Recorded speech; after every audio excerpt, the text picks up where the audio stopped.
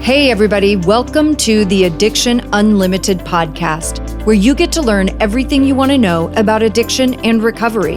I'm your host, Angela Pugh, co-founder of Kansas City Recovery, life coach, and recovering alcoholic. To learn more about me, you can listen to episode 0 on your podcast app or find us on the web at addictionunlimited.com. Hello, my friend. Welcome back to another episode of the Addiction Unlimited podcast. I'm your coach, Angela Pugh. Remember, I am your personal sobriety and life coach to guide you through this journey to rebuild your life, to be happy, and to have fun on this alcohol-free adventure.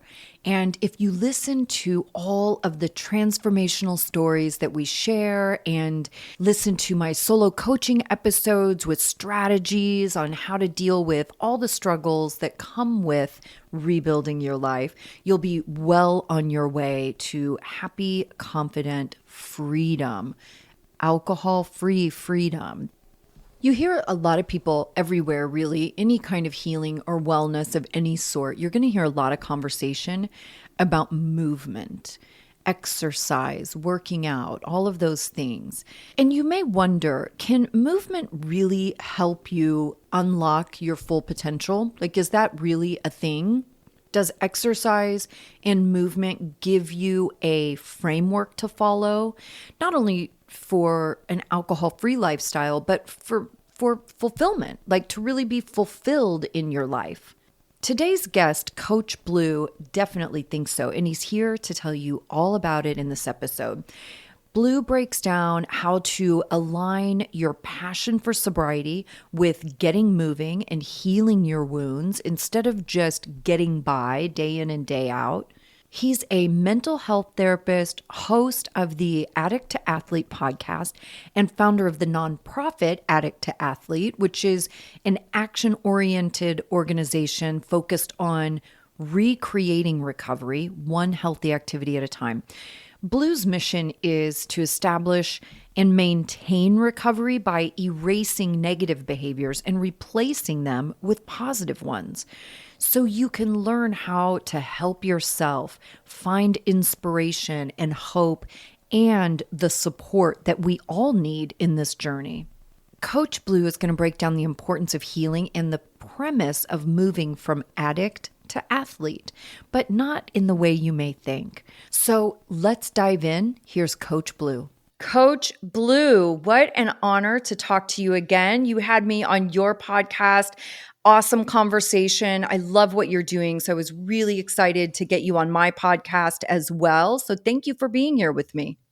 Oh, my pleasure. Thanks for the opportunity. I always love being on this side of the mic. So it's kind of a rare treat for me. So thanks for having me. It is fun. You're right. Being on the other side of the interview is pretty fun because you don't necessarily get to share pieces of yourself in your story when you're the interviewer. So it is fun to be on the other side.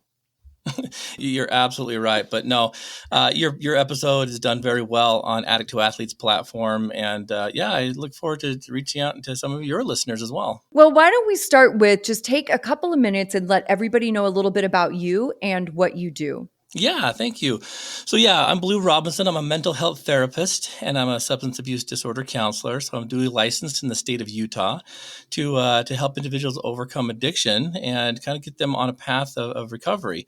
I like to use the word healing in that, and it's not always been the best word to describe because it came with some flack when I started using that. But my story kind of began with a lot of other people who have struggled with addiction, growing up in a very, turbulent family system. I had a mother who was married at age 14. So she was a kid having kids and, through divorces and moving, she went through 7 divorces and husbands. I moved 26 times before I was 18. Wow. And we were kind of in the grips of poverty, and that's a great recipe for addiction. The abuse cycle, the abandonment issues, the neglect, and all that stuff. And so growing up and moving from high school to high school, school to school, town to town, my education really took a hit. And I dropped out of high school thinking that, my life was destined just to be a back-breaking job with alcohol and substances at night. And thank God that didn't happen. There was a huge shift when I got a job working with youth who were having troubles, and it was a residential treatment center for kids. My job was to simply take them to their doctor's appointments and airports and all this kind of stuff. So I was courier. And as I'd get these kids in the van, we'd drive them around, they'd be talking about why they were there. And I was kind of blown away that like these kids have, families, systems that care enough to send them to get help, even though it was a struggle. And I kind of resonated with that. But a man approached me and said, "Hey, you're really good with these kids." He's like, you take them to their 12-step meetings all the time. And he's like, "You should probably look at this as a career." Little known to him, I was a full-fledged, addict back then. I mean, I lied on my application. I'd go home and drink, and I would use substances and all this kind of stuff. But then I started taking the kids to the 12-step meetings, and I'm like, wow, this is interesting. People talk about this stuff out here. So I volunteered to take the kids every day to these 12-step meetings, and I just didn't listen, didn't say a word. No one knew I was struggling, but slowly but surely, I pushed all that stuff away, started to find some purpose and some understanding of why this all happened. And life took a huge turn. I stopped using in the great year of 1996, and changed some course of direction. But then I found myself being a sober addict. I wasn't using anymore, but I had no idea that the history of abuse, the lying that I had to tell, because every couple of weeks we were moving, I had to make friends fast, so lie real quick because who cares? You'll be leaving next month. And so all these attributes that were holding me back really started to clog up my life. And then I met my wife at that job. She was a rec therapist, and I was a lowly courier, high school dropout. And through the grace of God, I found a path to get into this program, get my adult education diploma for high school. Went into college and did fairly well there. It was interesting when I found there's a support system between me dating my fiance to my wife and her family. And I came out of the shell. And it's funny enough that my very first day in actual therapy, my therapist, after hearing my story, said, "Yeah, you just don't know who you are." And I thought, that's the dumbest thing ever. So I left. I walked down. I gave him a good day, sir, right? And walked down to therapy. And I went back to my wife. We were dating at the time, and she said, "Well, how was it?" I'm like, "I'm done." She's like, "You can't be done. One session?" I'm like, "He's that good." And she's like, "Well, why?" And he said, "Because he asked me a rhetorical question no one can answer. It's one of those dumb therapy questions. And it was, 'Who are you?'" And she's like, "I know who I am." And for the first time in my life, I was 22 years old, she told me who she authentically was. Personalities, the character traits, her morals, her values, her beliefs, all this stuff. And I didn't have any of that. And I was blown away. So I had to go back and apologize to the therapist. And funny enough, that was the catalyst to get me to that line of work. So for the past 20 couple of years now, I've been doing that and started a program called Addict II Athlete. It's a nonprofit program that we have here in the state of Utah. And now outside, we have chapters across the country, helping people erase addiction by replacing it with things of greater value like health and recreation, team, relationship support, all that stuff. And it helped me get clean with recreating, running, mountain biking. And so it kind of was a fluke that it took off. So in a nutshell, that's kind of how I got here. I love that you started working with kids too. I worked with adolescents pretty early in my career, and it was so much fun. I mean, I probably could relate in some of their behaviors a little more than I should have at my age, but Yeah. like we were on the same page more than I probably was healthy, but it was so refreshing. It really is refreshing to hear kids' point of view and how they process things and how they internalize things. And I feel like it made me, because this is back when I was counseling, and it really made me a much better counselor, even with adults, right? To see all these different points of view. And again, how kids internalize things. It was fascinating. Mm-hmm. Yeah. And it was. And the funny thing about it is that was, again, 1997, 98, 99. And I still have connections with a majority of those kids. They're all adults now and they have lives of their own.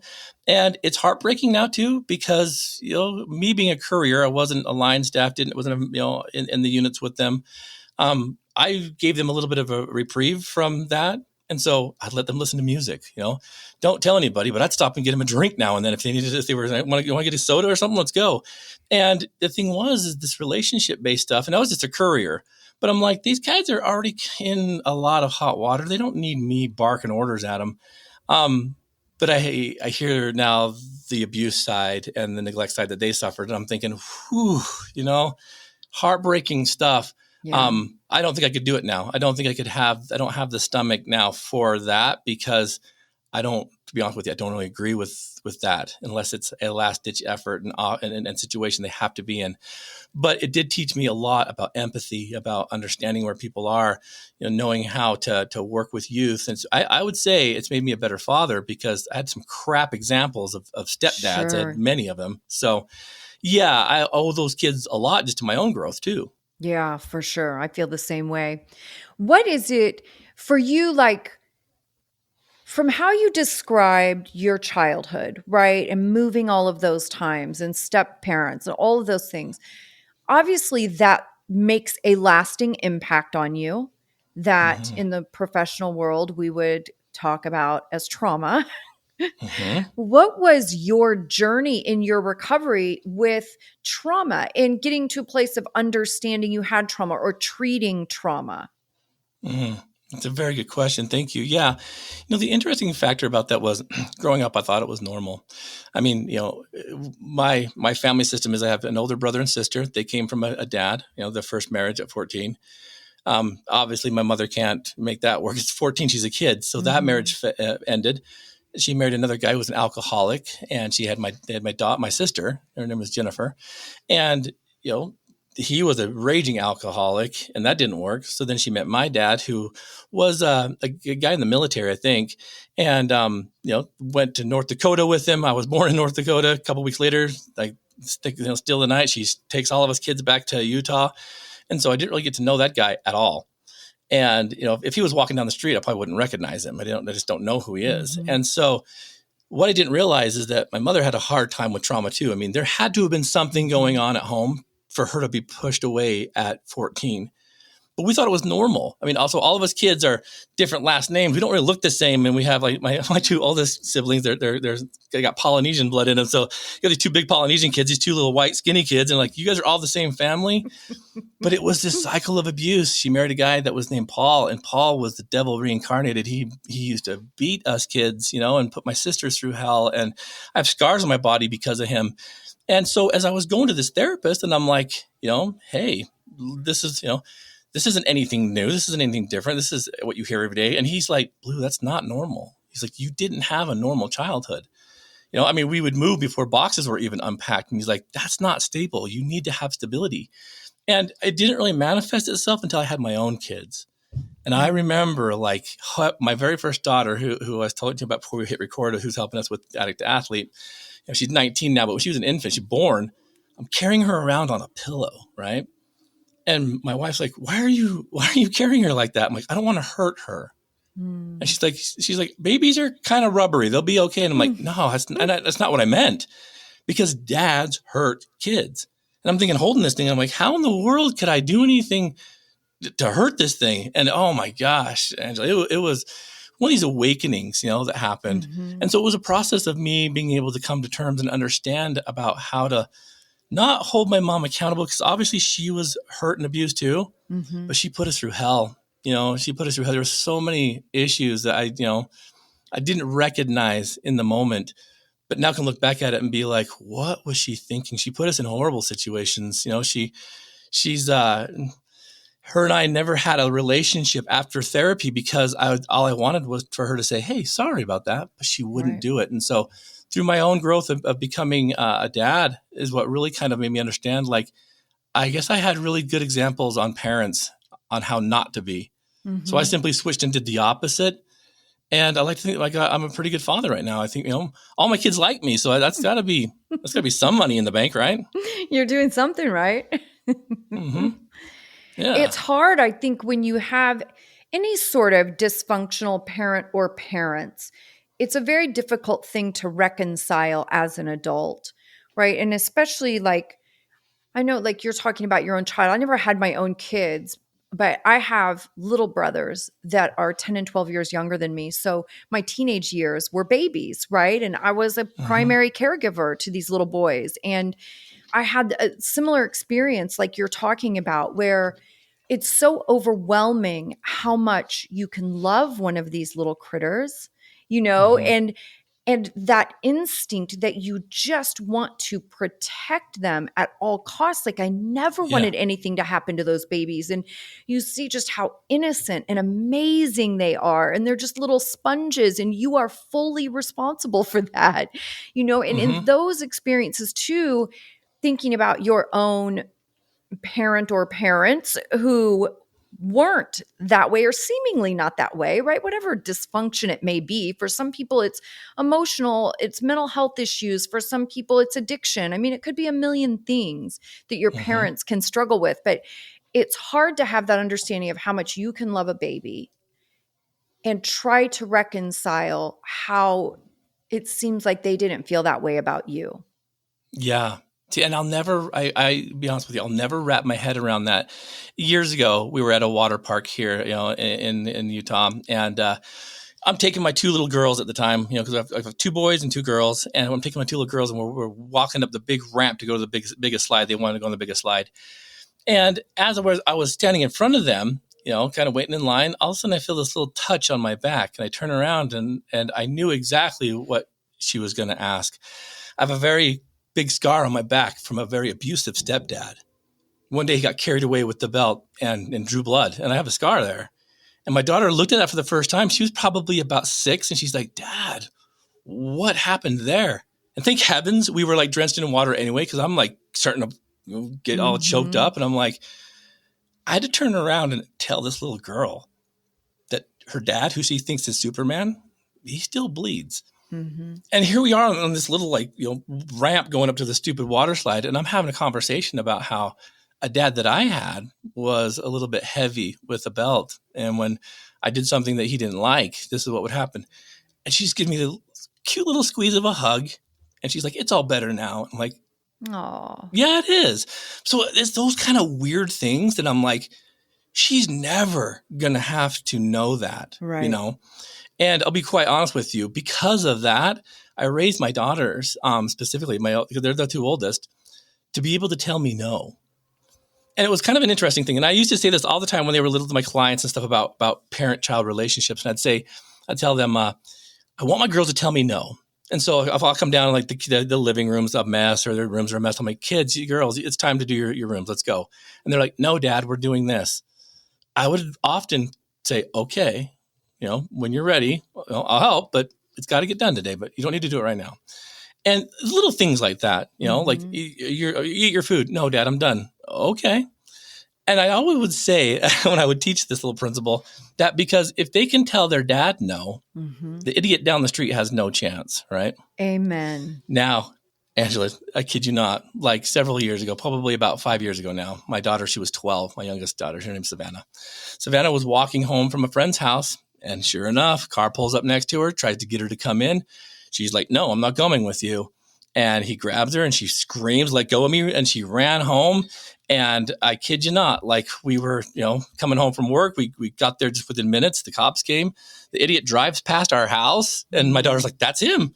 Cops go out and grab him. Sure enough, because she was able to say no to me, she wasn't like at all in jeopardy to say no to some other idiot. And Right. literally, it was a teenager, high school kid down the street, like that tried it. And when Wow. we found out who Yeah. he was, and I was blown away by that. But the coolest thing was when she went to court, and this is a 12-year-old little girl because he got arrested, and the judge says, "Will the victim come forward if she would like to speak?"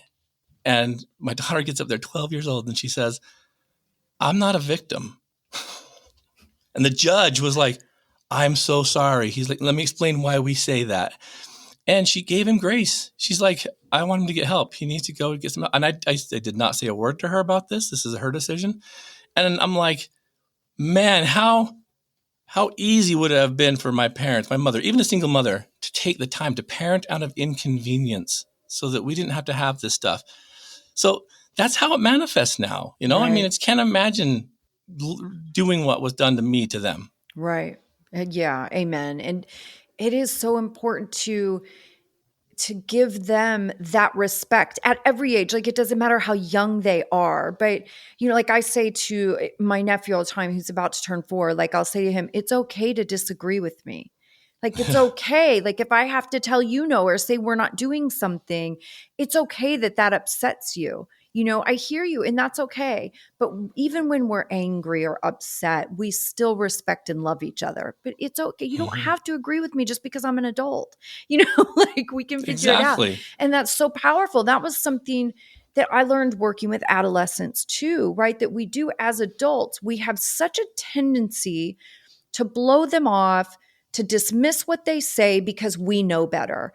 And Mhm. we do know better. There's no question. Like we do know better, and they're not always making the best decisions, but there are better ways to handle it where you're still giving them validation and respect and kindness and really hearing them instead of being dismissive and like we don't treat them with enough respect, truly. Mhm. Yeah, yeah. And it was interesting, even as an adult. As I was getting married, my mother was getting divorced from her sixth husband, and she met this guy that moved to New York State. I didn't see her for a few years.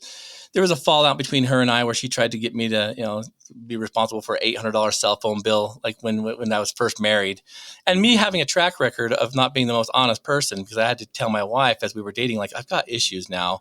She's like, you need to go get help before we get married. So all of a sudden, this phone bill shows up one day right after we're married for $800, and she's like, "You have a secret cell phone?" This is like 2000. Like, cell phones were a big deal back then, right? Right. Yeah. And I'm like, "No, I promise it wasn't me." And she's like, "Yeah, I've heard that before." And so I call, and they'll figure it out that, yeah, my mother tried to put this $800 cell phone bill in my name, and I'd had it. I'm like, I'm done. So I called her up. And I'm like, what is this? And of course, she's lying to me. Oh, it was your sister that did that to you. I can't believe she would. I'm like, shut up. The guy told me it was you. Like, your Mm-hmm. name's on there. And she said, I'm not going to take this. I'm like, you're going to listen to me because I'm ready now to have this conversation. Everything that's bottled up now. I've done therapy for a year. I'm now recently married. This is like 2 weeks after we're married. And I'm like, how dare you? And she said, you be careful how you're talking to me. And she said, because I'll never talk to you again. I said, you be careful because I'll respect that. And she flipping hung up on me. As I was getting ready to tell her, like, Mom, what the crap? She hung Yeah. up on me. So that really pissed me off. Yeah. So, email was kind of still a new thing. So I had to handwrite this letter because I'm like, she can't hang up on a letter. So I flipped and sat and wrote this letter. It's about 8 pages front and back, just written, and it took like 4 stamps to send. But I remember getting ready to send this letter that had everything in it. Like, how dare you? I can't believe you do this. Help me understand why you chose this path for us. And I sent it to her. I didn't hear from her for 7 years. Wow. 7 years, right? And 7 years later, and I started having kids. I started having my own life. And 7 years later, like, I get this little Christmas card in the mail that's like, in the time of Christ, we should forgive one another. And that was kind of it. That was her trying to apologize. Right. But it never rebounded. I mean, I would, kind of inquire where she's at, what she's doing, but she was always so just distant and emotionally disengaged that she was actually here once when I was graduating with my master's degree. Now, I'm the first one to ever graduate high school, let alone in generations to ever go to college. No one thought Right. the Robinsons were going to go to college. And my sister said, "Hey, Mom's here." I'm like, "Fantastic. She can come to my graduation. I'll give her that." Like, how cool would that be? Maybe she'll see me finally, right? So I tell her, I get her on the phone, which was a nightmare in process. And she's like, "When is it?" I'm like, it's Saturday. It's at 10 o'clock. She's like, "Ooh, I fly out of the Salt Lake airport at 4. I'm like, "That's fantastic because the arena my graduation's in is literally like a half mile away from the airport. You could walk there in an hour." And she never showed up for it. And I'm like, noted. And in fact, when she passed away this last August, I didn't even know she was passed for several days because no one told me. Yeah. And so I'm like, that was kind of, I think it was her burden to bear. And I know sometimes it's really hard because I'm like, I'm not angry at her. I get it. Like I said, she had to have her own trauma, Yeah. but she didn't have to keep replicating it with us. And so my relationship changed greatly. But what it did is it allowed me to be, a father and a husband and a therapist and a coach and so many other Mm-hmm. attributes. And it's hurt. I mean, every birthday would roll around and that one phone call I wish would come never did. So I hated birthdays. I Mm-hmm. didn't realize that for the longest time until my wife pointed it out. But I'll be quite honest. Like, I feel bad because I never got that relationship with her. She chose out. I was ready to have it, but she wouldn't allow herself to engage in it. Yeah. Would you say that vulnerability or being vulnerable was challenging for you? Oh yeah, 100%. Yeah, 100%. Because you don't know. I watch her. I watch her manipulate people and lie to people, and like I'll have your rent due. I'll have your rent by this Friday, but then that Wednesday we're gone, and so that rubbed off on me. And what happened was, I stopped trusting a lot of people, especially men, because again, men stepdads were mean, they were abusive, and so yeah, it took me a long time to kind of like feel emotionally safe enough to even like challenge someone else in a conversation or invite myself into a conversation. And I have to give a lot of credit to my wife. She came from a very different family. Her family saved me. It wasn't just her; it was her whole family. They embraced me. They had to hear the whole story from me because I'd said some stuff before to kind of protect myself that was lies and some mistruths and some distractions, and I had to be accountable to them too. And so it was kind of a cool thing that I could be accountable and that they didn't scream and yell and push away, but they embraced. I thought, that's odd. It took a lot of years, but yeah, I was able to kind of cross that threshold of like, I'll be a little bit more vulnerable. Like, in fact, I didn't even tell the story at all until I was in college, and we had to do a genogram in one of my classes, and I plopped mine up on the board. Everyone was like, "Ugh," and I'm like, "No one's like this." And so it was kind of one of these things where I'm like, "It's okay to talk about this stuff," but yeah, vulnerability and me did not mix. Yeah, but that's what I was wondering because all the circumstances you talked about, obviously there's a set of behaviors and emotional responses that will come from those Yeah. struggles that you endured. And that vulnerability is really, really hard when you are hurt in that way and you have those wounds. Again, where, things like trauma treatment therapy becomes so important to heal that stuff Mm-hmm. too. And what really made me curious about the vulnerability, because you've been married a long time Mm-hmm. and Yeah. there's no way you can do that without getting comfortable with vulnerability. Like you have to be able to show those pieces of yourself. Yeah. Yeah. And that was something that really did not come natural at all. In fact, if you look at the family history, my mother married and divorced upwards of 6, 7 times. I can't keep track before she passed away. My brother married and divorced 5 times. My sister 6 times. My other sister, 3 times. Then there's me, and I broke the cycle because I finally saw it. I realized that that's not Mhm. normal. And the vulnerability came because I was sick of running from it. I'm like, what is this? Why is this happening?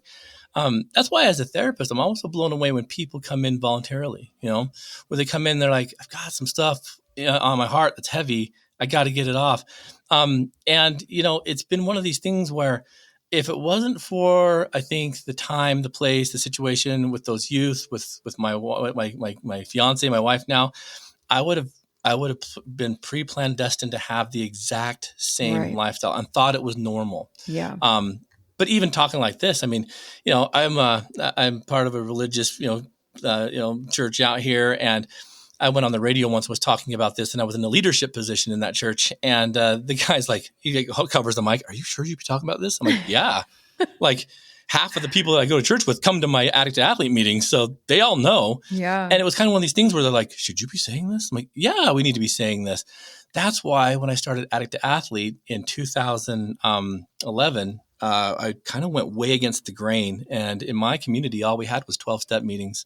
And Mm-hmm. 12-step meetings were great. Like I said, I got a lot from them. Mm-hmm. But I started looking at it a little bit different because I'm like, wait a minute, I haven't been using any addiction, anything now for several years. I'm not an addict. It's a part of me. It's not who I am. Mm-hmm. There's no way I would roll into a meeting and say, hello, I'm Blue, I'm an addict, when hello, I'm Blue and I'm a father and I'm a coach and I'm a son and I'm a brother and I'm a scholar and I'm an athlete. And yeah, I'm an addict, but it's a part of me. And I'll tell you, Angela, that rubbed a lot of people the wrong way here. Mm-hmm. It is. I was the same way. When I got sober, there weren't options. And Yeah. and I love 12 steps, but I'm Mm-hmm. also very comfortable calling myself an alcoholic. Like that doesn't bother me. And I think partially because it didn't bother me when I was drunk, right? Like when I was Yeah. still drinking, I was already calling myself an alcoholic. So to me, it's just reality, right? And I agree. Like I always say, we are a 1,000-piece puzzle. And that's just one of Absolutely. my pieces, right? It's not even the biggest piece, but Yeah, it is a very important piece. Like I have to for sure. understand that I have a brain that takes the world in differently and processes it differently, right? I have to have that awareness that that is who my brain is, but it's not all of my pieces. It's an important piece and it's Hmm. a piece I have to acknowledge, but it's not the end all be all of who and what I am. Yeah. Yeah. And I love that mindset. I mean, again, that's why we talk about it. Like on Team Addict to Athlete, you're an athlete, you're an addict moving to an athlete, but that foundation is still there. Like you still have that. So you've got to be careful. People think, well, Yeah. you can turn, anything can be turned into an addiction. It's true. You can be addicted to working out and athletics and stuff, Yeah. but that's why we create the balance. That's why it's like there's more than just athletics here too. And so you're absolutely right. Like, and we have to be aware that it's there because even when I was getting clean through athletics and running and all this kind of stuff, there'd be times when I'd be on my bike and I'd be 80 miles away from home Right. just living it up. And my wife's like, hey, you're getting close. We have the wedding reception in an hour. And I'm like, oh crap. Like even Lance Armstrong couldn't pedal that fast. Like Yeah. I'm not coming back for another 4 hours. And so we had to have a conversation about how it was. And at first I was in denial. I'm like, it's good for me. It's healthy. Yeah. But then I realized like, wait a minute, I'm using this as a crutch. So yeah, Yeah. I hear you. Listen, I can take anything too far. Like, there's Yeah, yeah. there's no Hmm. question. Moderation is not a natural part of me. I do not Hmm. moderate anything without conscious effort. For sure. For sure. I love it. So let's talk about addict to athlete here for a minute because I want to understand better. This isn't about becoming an athlete, like a professional athlete, or you don't have to be an athlete Mhm. to be a part of it. Like, I love you just said you're going from addict moving toward athlete. Explain the premise Yeah, of addict to athlete to us. for sure. Yeah. When I was dating my wife, and when I went and like confessed all my garbage and crap to her parents, her dad said, "Blue," he's like, "Thank you." He's like, "How about you come run with me?" And I'm like, "What does that mean?" In fact, when I asked my father-in-law for the hand in marriage for my wife, he's like, "Yeah, you can totally marry her as long as you run a marathon with me." I'm like, "Sure, done." And so I went to my wife. She's like, "What do you say?" I'm like, "Yeah, he gave me the green light." He's like, "All I have to do is run a marathon." And she's like, "Dude, do you know what that is?" I'm like, "Uh-uh." He wants you to run 26.2 miles with him. And I'm like, "Oh crap." And I committed. But Angela was the coolest thing because Mm-hmm. as I started getting to know her dad and I started running with him and we go on these long runs, I never had that as a kid. Never. Right. Never had the dad that would show up at a baseball game or whatever. Never had a mother that would care or cheer. So I'm running with this guy, that's her dad, and he just subtly started to accept me. We started talking, started running, and I fell in love with it. I ran my first marathon in 2000 in St. George, Utah, and it was the most amazing thing. And for weeks after, I talked to her brother-in-laws about it and her dad about it. And it just became this whole thing. But even before that, in 1996, when I stopped using, had a really bad rock bottom, really scary one that almost ended in me taking my life. And I got that job with youth, and I started making money. And I'm like, this is weird. I have money. And you know what happens when you have money and you have nothing going on, because I'd committed social suicide from all my friends and everything, Mm-hmm. pushed them all away. My friends literally were Chandler and Monica and Ross and Phoebe. And Mm-hmm. that's all I do. I'd sit and watch Friends all day, wishing I had some. And I had all this money. So I went out and bought the most expensive mountain bike I could find because I'm like, I got to get rid of this money. And it sat there for wall art for quite a while. And then one day I took it out in the mountains. I'm in the middle of nowhere, no water, no helmet. No, I don't know what I was doing. I was riding a mountain bike, supposed to be in the mountains.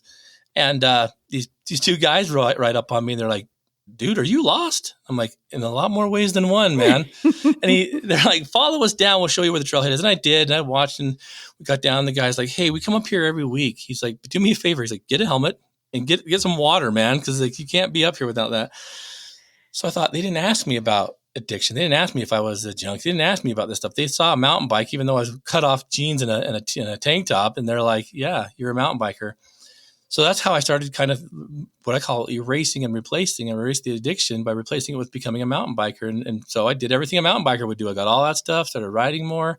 So when I was running with her dad, it just became natural. And so with her being a recreational therapist and me going into counseling and therapy, I was working at a job at the Utah County government. I was a government therapist working with these folks. And part of their program in their morning treatment that I was working at was to go to 3 community meetings outside, treatment every week. And they had to have a little sign-off sheet saying they had attended.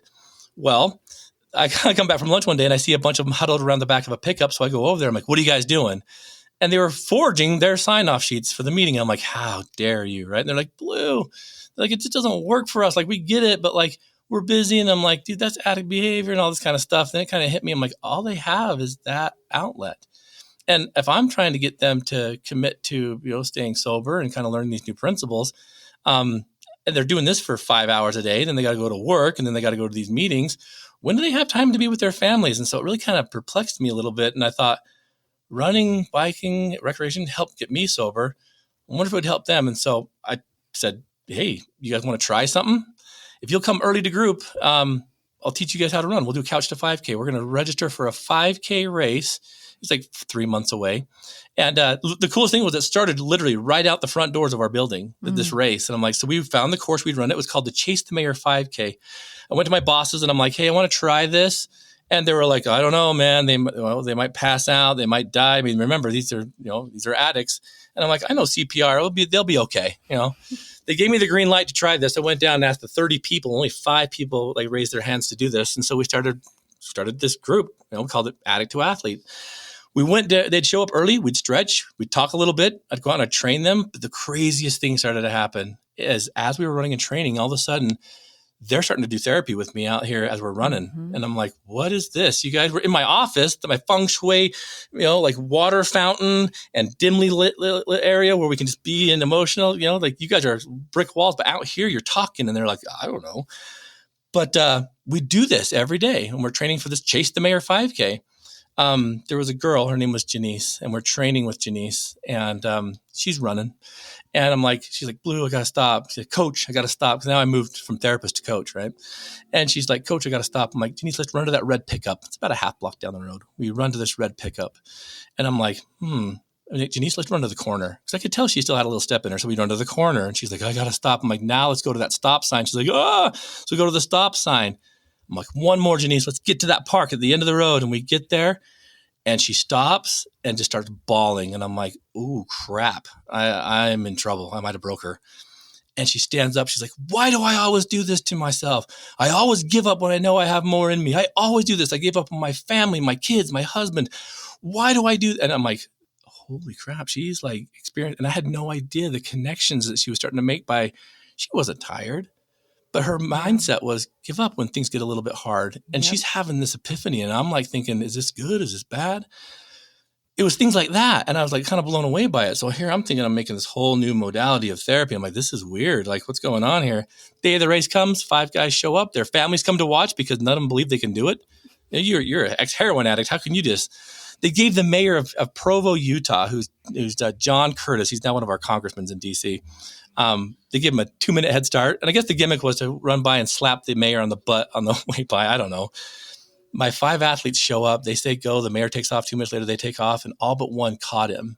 But the craziest thing was before we started, this kid handed out shirts that said Addict II Athlete. And I'm like, ooh, you guys sure you want to wear those? Because anonymity. And they're like, no, we're proud of this. I'm like, okay. As I passed the mayor, the first guy's name was Tyson. The mayor's like, whoa, Addict II Athlete. What's that? And Tyson's like, yeah, I'm in recovery. I'm an ex-heroin addict. And I can only imagine the mayor of Provo was like, how am I getting beat by an ex-heroin addict? Like, I better bump up my training. But all of them but one had that conversation with him. And they came and they finished and I was cheering for them. And they'd never been cheered for like that by complete strangers just because they were doing something. Their families were blown away. And I thought that was it. That was a good experiment. The mayor contacted my bosses at the county and the county commissioners. And I go on Monday and I get called up to my boss's office. I'm like, oh, crap. One of them did something dumb. Maybe one of them peed on someone's lawn. I don't know. Right. They're like, hey, Mayor Curtis, talk to us. We love this program. We want you to keep doing it. Will you? And I'm like, yeah, that was in 2011. Now, 12 years later, we've got thousands of athletes, programs all over. It's a nonprofit in and of itself. And what I realized is that running mimics what EMDR therapy does. And I had no idea what that was back then until I got trained on it. And so I use it now in my private practice, therapy and running and stuff to help people get out of that comfort zone. And they'll do it without even knowing it's happening. So kind of a cool entryway to this. But yeah, it's not about bigger, better, faster, stronger. It's about showing up and having a team support you. There's such a therapeutic component. Walking is the same way, right? And I read this in a book years ago when I was young, still drunk. Like it was a long, long time ago. And it was the guy writing a book about all of his different travels, and he had gone somewhere and was with this tribe. And one of his takeaways was whenever they would have an issue, or like a parent would have an issue with a child in this tribe, there wasn't screaming, yelling, grounding, timeout, anything like that. They would take the child and go for a walk. And Yes. the guy that wrote the book talked about, he's like, that's when I learned the therapeutic value of walking and how it can break down so many barriers, right? Because, and I tell all Mhm. my couples, when I work with couples, I tell them to do this because all of a sudden there's a lot of equality because you're walking side by side. Mhm. There's not the anxiety and the pressure of looking at somebody face to face when your anxiety is high, their anxiety is high, tension is high, it's a heated conversation, you're disagreeing, right? When you're walking and you're side by side, you're equals, you're on objective ground, right? You're all in equal territory, Yeah. and you don't have to look at each other, right? Which allows your defenses to come down a little bit. And you're walking, getting that bilateral stimulation, which is what the component of Mhm. EMDR is. And Yep. it's just this beautiful process that allows people to really communicate and connect on a much deeper level. It's incredible. Yeah, and it has been. I mean, all these years later, and it's still growing. I mean, it was, again, even kind of a gimmick to let me go running at lunchtime, even. But it was an interesting thing too because it changed the dynamic of me being a therapist with the client, and I talked to our state licensing, who goes over. It's called Doppel, who's over all of our licenses, and I'm like, I want to make sure this is okay because it could be considered a dual relationship in a few different ways. And the guy up there is like, well, are you forcing them to run? I'm like, no. Well, I kind of think running is for criminals, but we do it.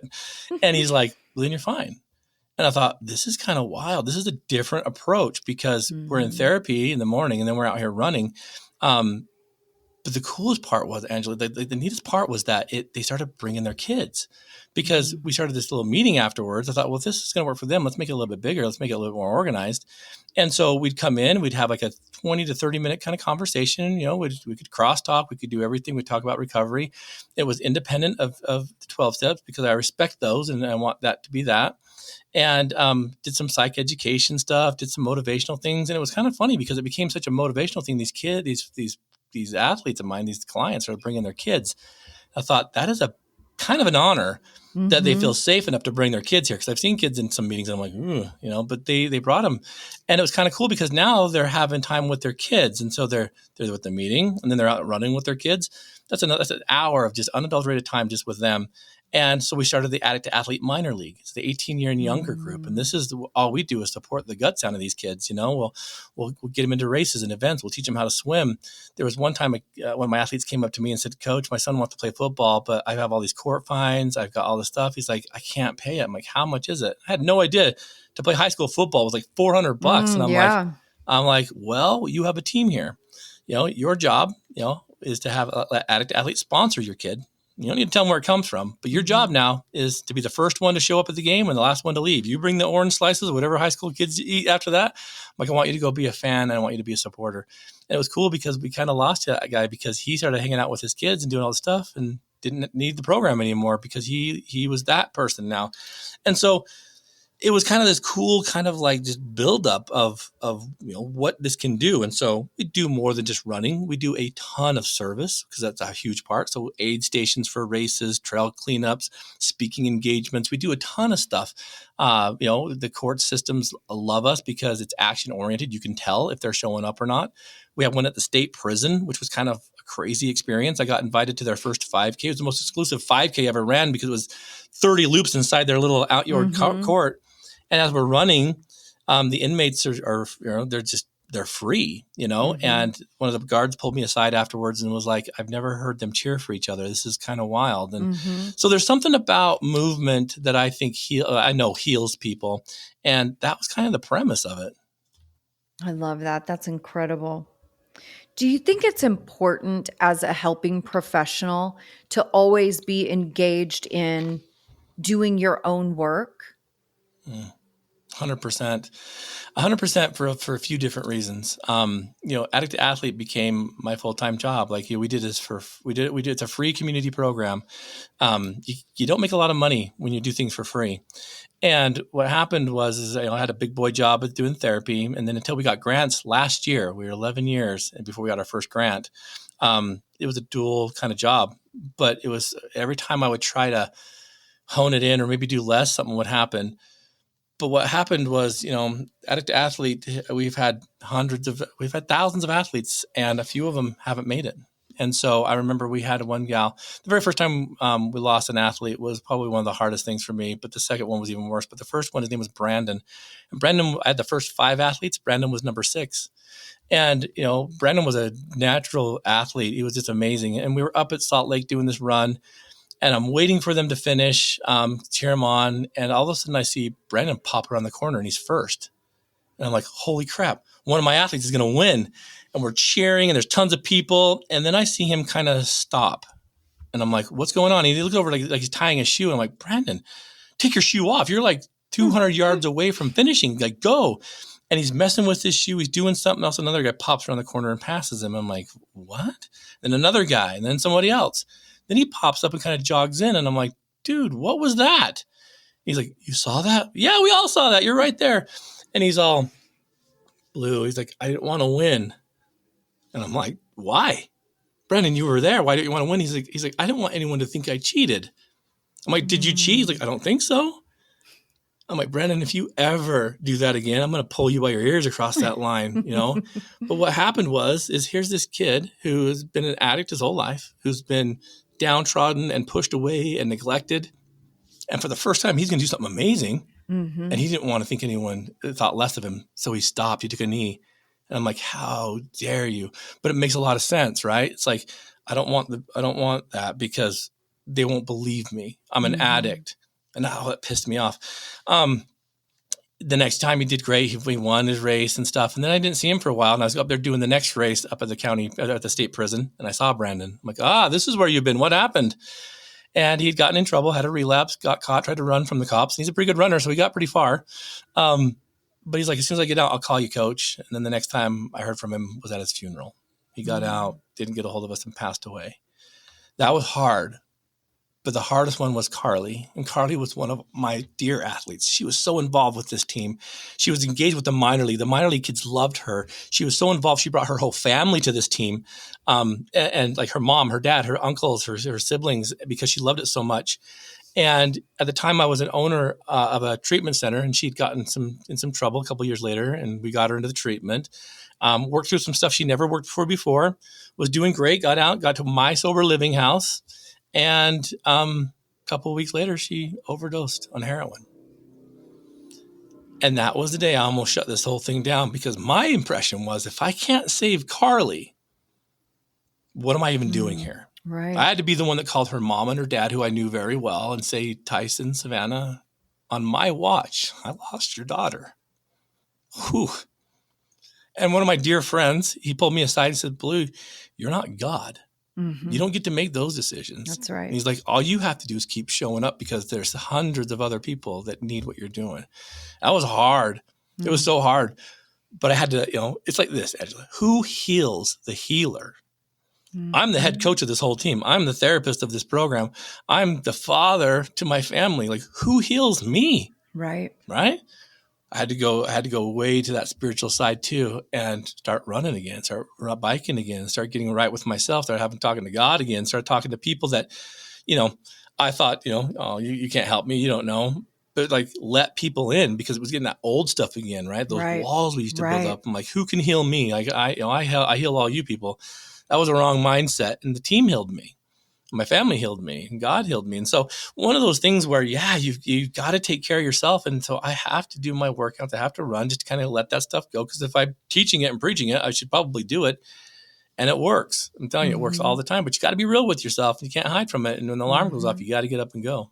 That's one of my favorite things about being a helping professional, is that it keeps me so on top of my game myself, right? Because I feel the same way that you do. Like, I don't ask my clients to do anything that I'm not willing to do myself. I'm in this 150%. And sometimes it seems like people are a little surprised when I'll refer to my coach or my sponsor, and people are like, "You're still doing that?"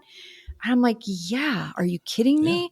Because you're never problem free, right? It's like some of my behaviors improve and get better in some areas, but as I'm improving those, then they're slipping in other areas.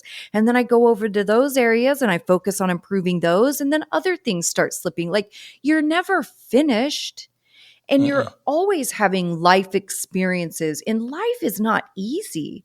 Life Yeah. will beat you down. I mean, it comes at you from every angle every day. So you're always going to have things to work through, and disappointments and bitterness, resentment, and relationships ending, and losing jobs, and deaths. And I mean, you're always going to Mhm. have life things to work through. And yeah, and I love that. It just, my clients keep me so on top of my own game and my own Mhm. spiritual fitness. And just really being a coach just keeps me so accountable on a level that I've never had before.